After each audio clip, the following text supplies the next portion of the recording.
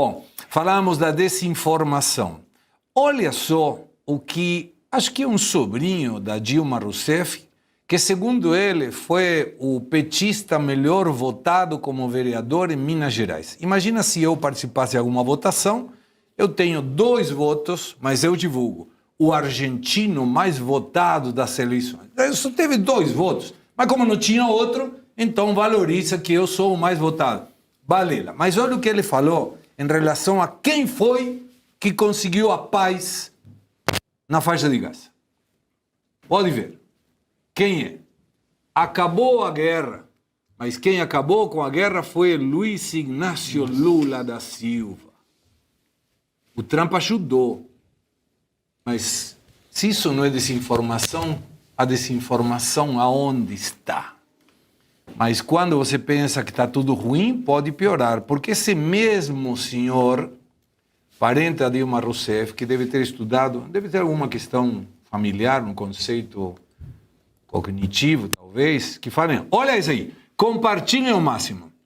Governo Lula recuperou 60 bilhões de esquema de corrupção, lavagem de dinheiro e sonegação fiscal só em 2025. Esse governo combate o crime de verdade. E aí, Fabiana Bolsonaro? Isso é um absurdo, eu estou assim, em choque com o governo da mentira. Isso soma também com a propaganda que eu vi do governo falando que acabou com a fome, não sei aonde, porque a fome no Brasil, com o presidente Lula, só aumentou o desastre, só aumentou a tristeza dessas famílias que não têm o que comer, o que oferecer para suas crianças. Agora, alguém falar que o Lula fez o acordo de paz, isso é muita mentira. Eu espero que esse rapaz esteja no inquérito da fake news, que abra o inquérito, porque a seriedade parece que só acontece do lado da direita, com as verdades, inclusive. Nós falamos verdades, nós provamos as verdades, e mesmo assim a gente vai para esses inquéritos, e agora a gente vê esses absurdos, essas mentiras escancaradas sendo colocadas como algo lindo, algo maravilhoso, e a justiça não dando atenção. Isso realmente dá a certeza da insegurança jurídica em que vivemos nesse país. Agora, André, quando a gente vê um comentário desse, primeiro, mentiroso pra caramba, porque eu posso falar o que eu quero. O governo recuperou 60 milhões de sonegação, lavagem de dinheiro, sei lá quantas coisas. Aonde que está isso? Cadê? Qual é o link? Qual é a fonte? Recuperaram aonde? Isso não é desinformação? Pois é, ele é parente, né, da Dilma. Sobrinho. Pois é, sobrinho da Dilma Rousseff. Bons tempos em que a família Rousseff não permitiu que a gente entendesse o que eles falavam, né? É melhor a Dilma, que a gente não consegue entender o que ela quer dizer, do que a gente entender o que esse Pedro Rousseff diz. Veja, é claro que isso a gente pode chamar de desinformação. Agora, o problema não é chamar isso de desinformação ou não chamar. O problema é que hoje desinformação, sobretudo da direita, é crime. Claro. Então, assim, a gente não está no terreno do debate apenas. Olha, você desinformou e você informou. Eu informo melhor do que você. A gente não está nesse terreno. A gente está no terreno de quando alguém de esquerda desinforma, sabe-se lá o que é isso, porque também não está na nossa legislação o que é desinformação.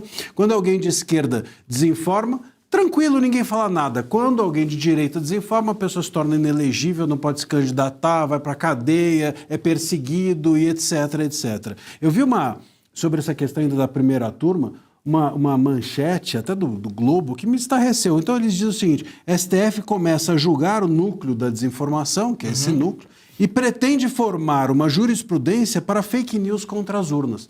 E por que isso é estarrecedor? Porque fake news não está na legislação e falar das urnas não é crime. Não. Então eles vão formar uma jurisprudência sobre um troço que não está na legislação e que não é crime. Quer dizer, é óbvio que a gente está na mão dos juízes. É muito louco o que está acontecendo, porque esse processo do golpe não apenas cria uma injustiça contra as pessoas que estão sendo processadas e se tornaram réus, mas também cria uma injustiça para o futuro. Criar uma jurisprudência sobre...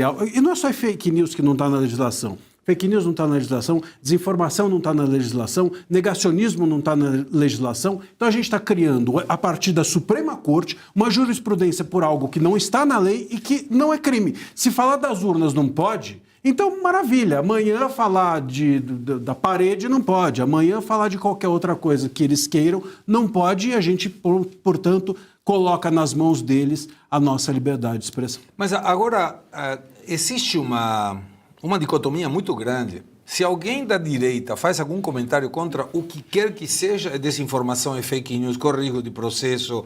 Pô, tudo que é negativo na justiça cai em cima da gente.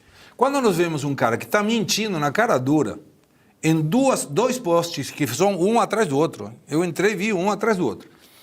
Um dizendo que esse é o governo que combate a corrupção. Pelo amor de Deus, e não ficam vermelho em falar isso. Aí você vê que quem terminou com a guerra foi o Lula. De onde esse cara tirou isso? O que ele fez para terminar com a guerra? Se ele foi contra Israel e a favor do Hamas. E nada acontece. Ninguém fica vermelho de falar, cara, você está mentindo na cara da gente. Suano, como que a gente sai disso?